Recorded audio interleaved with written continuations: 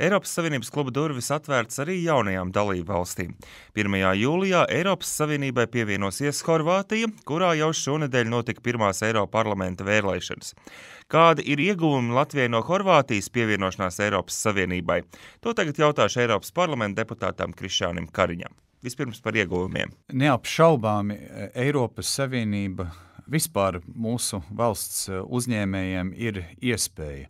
Ar vairāk nekā 500 miljoniem iedzīvotājiem Eiropas Savienība ir kopumā pasaules lielākais un turīgākais tirgus, lielāks un turīgāks par Amerikas Savienotajām valstīm. Tātad katra valsts, kas nāk klāt Eiropas Savienībai, paplašina mūsu uzņēmēju, mūsu eksportētāju potenciāli nopelnīt naudu.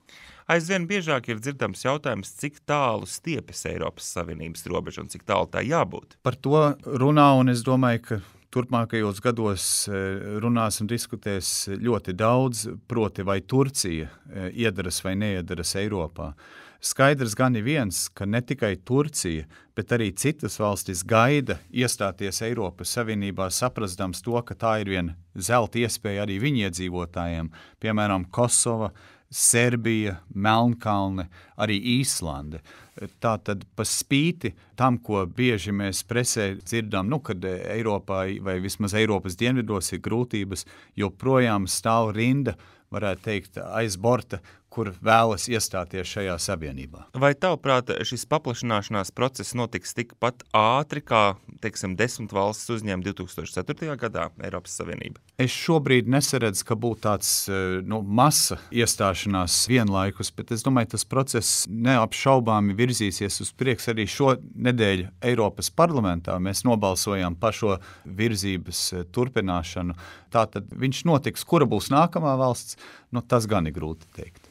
Nesen tu biji arī Horvātijā. Ja salīdzina Horvātiju un Latviju, kāda ir situācija īsumā? Jā, mūsu frakcijai bija izbraukuma sanāksme Dubrovnikos, tas ir Horvātijas dienvidos.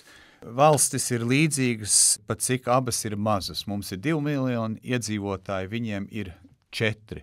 Bet viņu tautsēmniecība, īpaši dienvidos, ir ļoti atkarīga no turisma. Tas ir labi tajos gados, ka turisti ir daudz, bet tajos gados, ka turisti ir mazāk, tad cieši varētu teikt visa tautsēmniecība. Mūsu tautsēmniecība ir daudzšķautnēnāka. Mums ir ne tikai turisms, mums ir arī, piemēram, ražojošais eksports, kas pēdējos gados ir bijis viens no galvenajiem mūsu ekonomikas dzinējiem. Paldies! Jūs dzirdējāt Eiropas parlamenta deputātu Krišjāni Kariņu, pārraide tapusi sadarbībā ar lielāko politisko grupu Eiropas parlamentā ETP.